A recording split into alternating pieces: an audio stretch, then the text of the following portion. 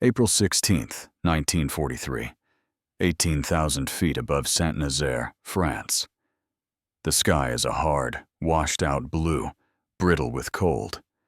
Thin contrails smear the altitude like chalk dragged across slate. Below, the Atlantic glints dully through gaps in broken cloud. And inland, the French coast crawls past in muted greens and grays. The air smells of hot oil, cordite residue, and fear. 14 Martin B-26 Marauders cut east in tight formation, their twin Pratt & Whitney R2800 engines beating the air at nearly 2,100 RPM. Each aircraft is clean and fast, wings short and sharp, a design that looks more like a racer than a bomber. At cruising power, the needle on the airspeed indicator trembles just over 2 miles per hour, faster than anything this size has a right to be. Inside the lead aircraft, Hell's Bell, Captain Robert "Red" Mallory, grips the yoke with gloved hands, gone numb, despite the heated suit. 27 years old. Omaha, Nebraska. Former crop duster turned Army Air Forces pilot. He stares through the windscreen at nothing in particular, jaw set, eyes rimmed red from oxygen flow and sleepless nights. They called this airplane a flying coffin. Mallory has heard it whispered in briefing rooms, muttered on hard-stand tarmacs, scrawled in chalk on squadron boards. The B-26 has a reputation now. Too fast on landing, too unforgiving. Too many young pilots coming in hot, floating past the runway, clipping trees, exploding in fireballs before they ever saw combat. And once overseas, the losses came faster. Too low, too slow, too exposed. He remembers the first week in England. Empty bunks, fresh crews gone in days, aircraft not coming back, wives' letters stacked unopened on desks that would never be used again. Ahead, the bombardier, First Lieutenant Charles Becker, shifts uncomfortably in the nose, peering through the Norden sight. He is 23, from Dayton, Ohio. His hands tremble slightly as he checks the stabilizer settings, then checks them again. Somewhere back home, his mother believes he works on radios. Behind them, the navigator traces a pencil line across his chart, correcting for wind drift. The radio operator listens to static and clipped voices. In the waist, the gunners stand braced, eyes scanning the empty sky. No fighters yet. That almost makes it worse. Mallory eases the throttles forward. The Marauder surges. The airframe vibrates differently now. Tight, taut, like a thoroughbred straining at the reins. Formation spacing closes to barely a wingspan. This is new. This is deliberate. They have been drilled into it for weeks. Speed is life. Down below, German flak batteries around Saint-Nazaire wake up. The first black bursts appear ahead, and low, lazy puffs that seem harmless at a distance. 88mm shells, time-fused, set by predictors that calculate altitude, speed, and heading. Machines designed to throw steel into the future, to meet aircraft where they will be, not where they are. On the ground, Obergefreiter, Hans Kubler squints up from his gun pit. He has been doing this since 1940. British Blenheims, Wellingtons, American B-17s, slow, steady, predictable.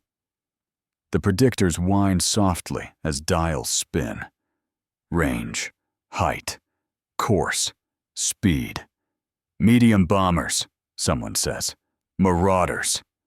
A chuckle ripples through the crew. They have seen these before. They come in low. They come in straight. They die. The gun commander snaps orders. Elevation adjusts. traverse locks in. Kubler slams a shell home.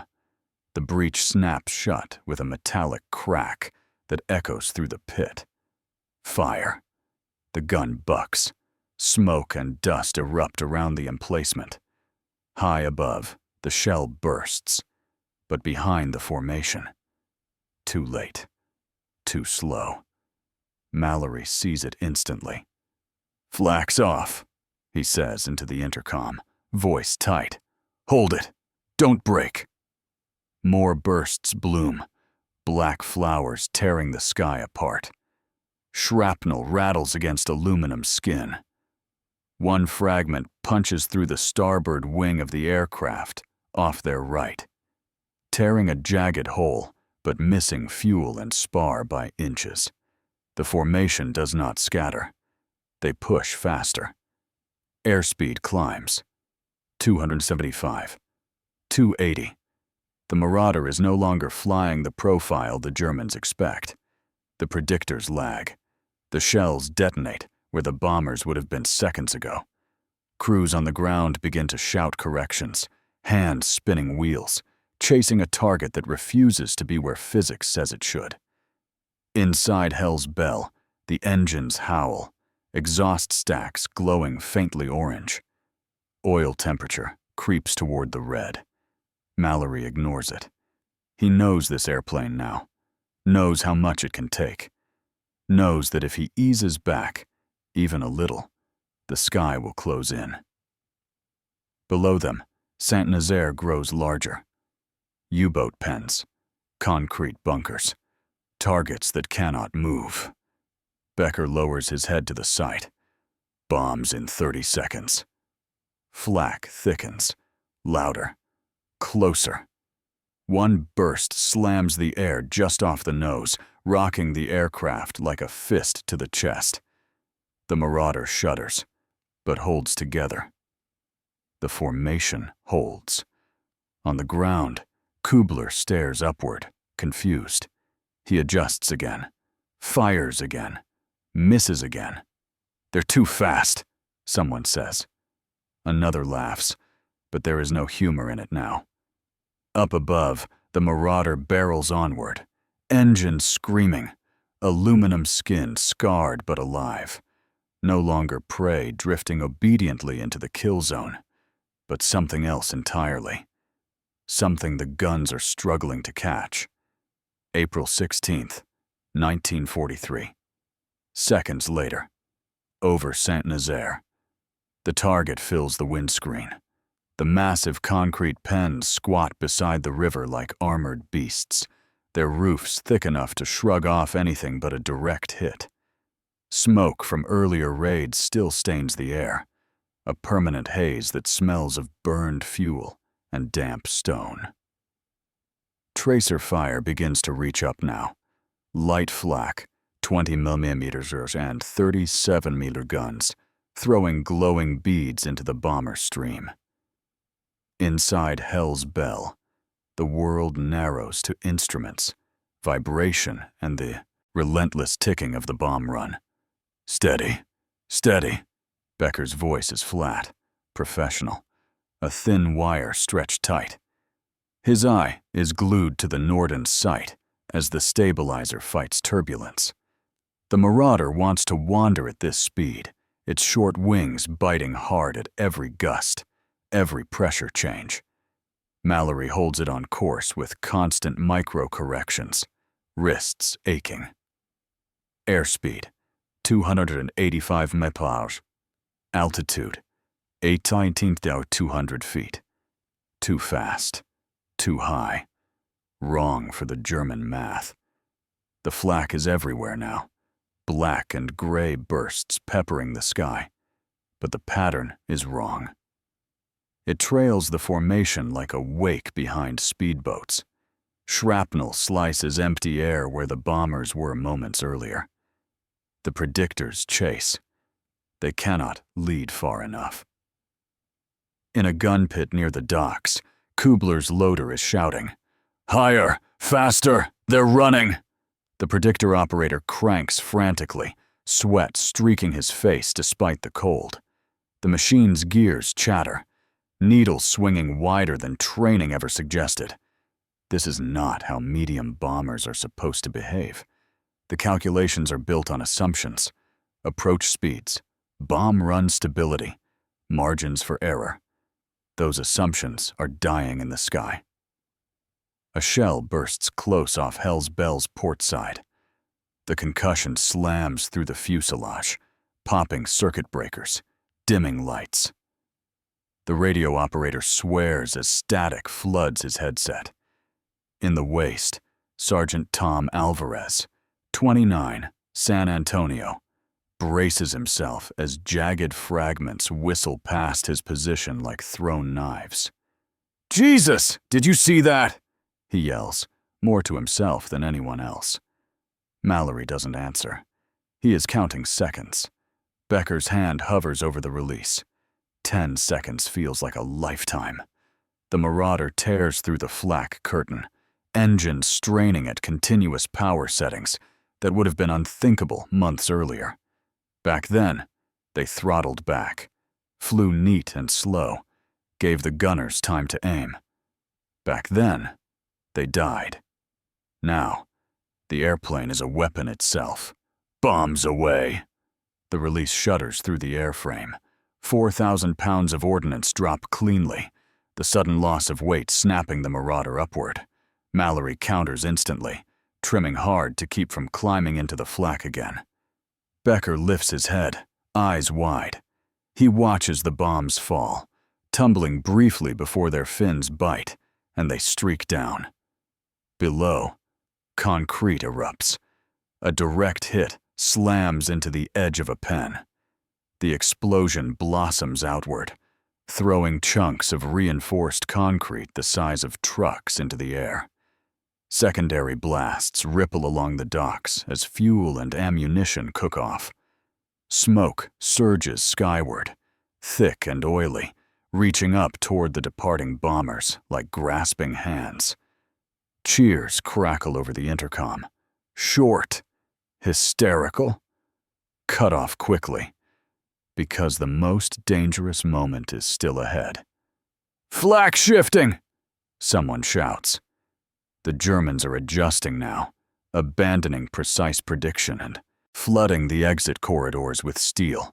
Light guns chatter non-stop, their tracers arcing wildly, less accurate, but terrifyingly dense.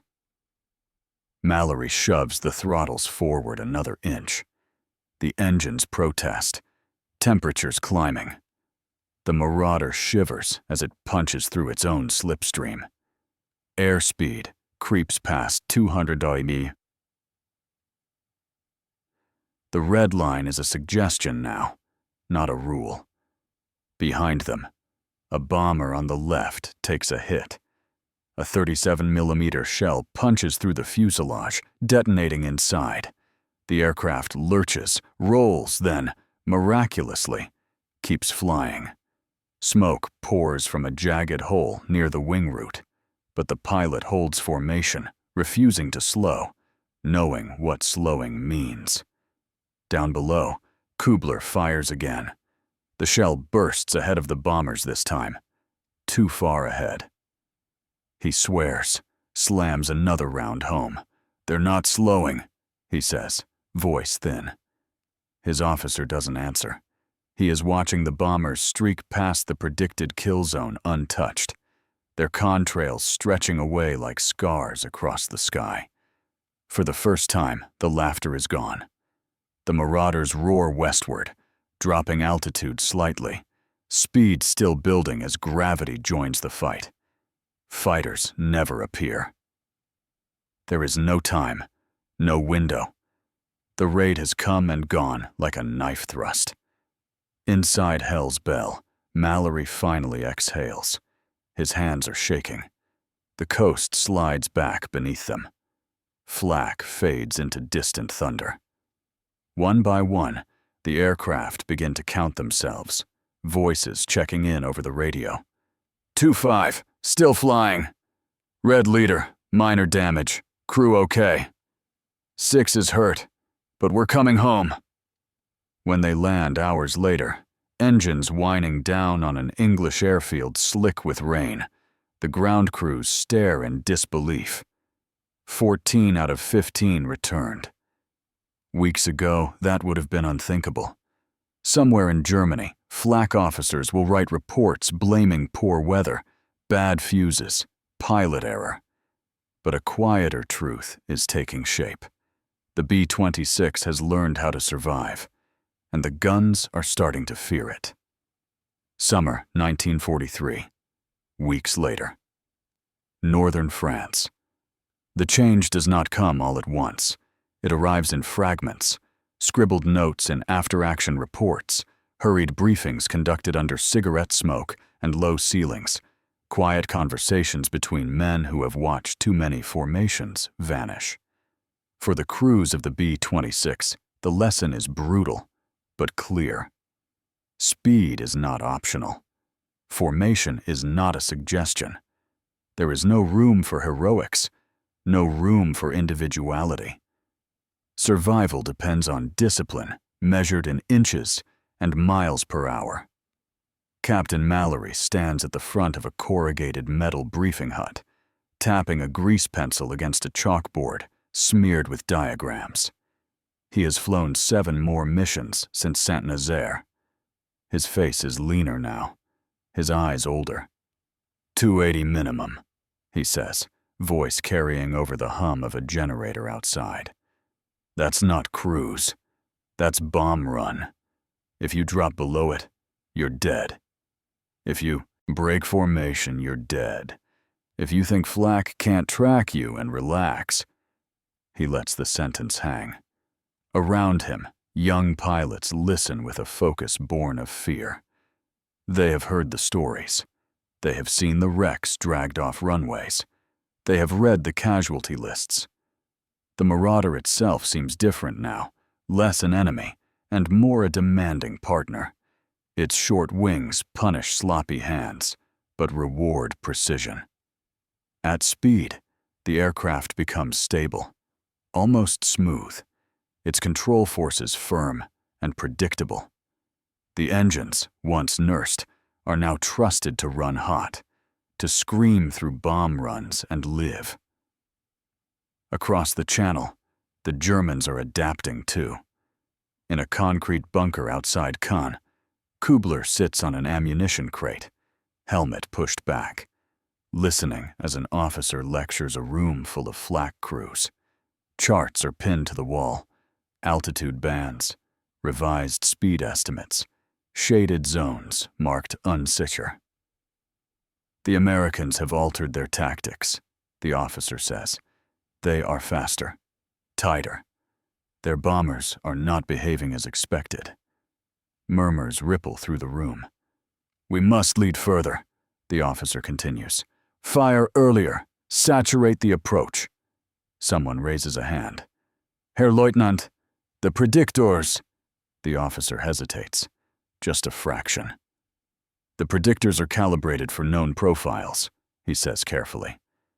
We are recalibrating. The truth is uglier. The mechanical computers are reaching their limits. Gears grind, dials overshoot. Human operators struggle to anticipate aircraft that no longer fly the textbook arcs. When the Marauders come again, over marshalling yards, bridges, airfields, they come like thrown spears. Mallory's group hits Amiens in July. Clouds hang low, forcing a shallower approach, exactly the conditions that once spelled slaughter. Flak opens up early, dense and violent, but the pattern still lags. The black bursts chase the formation like a storm that can't quite catch the wind. Shrapnel tears holes. One aircraft loses an engine, propeller feathering as the pilot wrestles it back into line. He stays fast. He stays close. They all do. Inside the cockpit, Mallory's world is reduced to vibration and numbers. Oil pressure, cylinder head temperature, airspeed. Never let it fall. He smells hot metal now, faint but constant, and knows maintenance crews will curse his name later. if there is a later. Bombs fall. Targets burn. The formation exits intact. Losses drop. Not to zero. Never to zero. But enough that the whispers begin to change. Flying coffin. Flying coffin. Fast ship. Safe ship. By autumn, the statistics are undeniable. The B-26's loss rate plummets below that of heavier bombers, flying deeper into Germany. Crews who once drew straws to avoid the Marauder now request it. Training emphasizes speed and formation until it becomes instinct, drilled into muscle memory. On the ground, Kubler watches another raid streak past. Helpless, frustration knotting his stomach. He fires until the barrel glows, until his ears ring and his arms ache, and still the bombers are gone, vanishing west in minutes. He slumps against the gun shield, breathing hard. "They're learning," he says to no one. High above, the Marauder formation shrinks into the distance, aluminum bodies scarred but alive, engines howling defiance into the cold air. The laughter from the gun pits is gone now, replaced by something else. Respect. Winter 1944, England. Snow crusts the edges of the dispersal tracks, crunching under boots and tire chains. The war has moved on, farther east, deeper into Europe, but the B-26s are still flying, still striking rail hubs, bridges, supply columns feeding a German army bleeding itself dry. Captain Mallory is older now, 28, going on 40. His flight jacket is patched and worn, the shearling collar darkened by oil stains and sweat. He has stopped counting missions somewhere in the 30s. He walks past a row of Marauders warming up in the gray dawn, engines coughing into life, exhaust plumes drifting low across the field. New crews move with practiced efficiency, checking panels, locking bomb shackles, tapping tires. There is no swagger here, just routine. Inside the briefing hut, a colonel points to a map of the Ruhr. Flak belts, known gun concentrations, revised intelligence. "These batteries are good," the colonel says. "They've got experience. Don't underestimate them." No one laughs. They don't need to be told what underestimation costs. The mission unfolds like so many others now.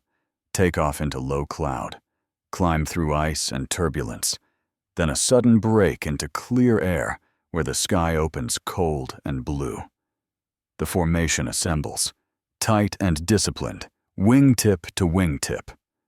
Over Germany, Flak rises to meet them, heavier and more coordinated than anything they faced in France. The bursts are closer now. Smarter. The Germans have learned something too. But not enough. Airspeed holds at 285 mph. Bomb runs steady. Shells detonate where the Marauders would have been, if they were flying like they used to. One burst punches through Hell's Bell's tail, shredding fabric, snapping control cables that whip uselessly in the slipstream. The aircraft bucks. The rudder goes heavy. Mallory compensates with aileron and trim, jaw clenched. "Control sluggish," he says calmly. "Holding it." They drop. They run. They leave the flak behind, once again trading armor for velocity, trading predictability for survival. Back in England, ground crews count the returns. Again. Again. Again. The numbers tell a story no one expected when the Marauder first arrived in Europe. Loss rates lower than B-17s, lower than B-24s, lower even than some fighters on ground attack work. The airplane that killed its own crews in training has become one of the safest bombers of the war. Mallory sits alone in the mess that night, coffee gone, cold in his cup. Around him, Laughter and noise wash past. Men alive, because the tactics worked, because speed beat steel. He thinks of the early days, of the empty bunks, of the fear, of German gunners who once laughed. Somewhere across the channel, Kubler cleans his gun in silence. The war is turning against him now. Fuel is scarce, ammunition scarcer. The bombers keep coming, faster than ever. He no longer jokes about American medium bombers. He watches the sky with a professional's dread. When the war ends, historians will argue over aircraft and numbers, over which machines truly changed the air war. But for the men who flew and fought beneath the black bursts of flak, the truth is simpler. The B-26 did not become invincible. It became understood. And once it was flown the way it demanded, fast, tight, relentless, even the feared German 88s could not quite catch it.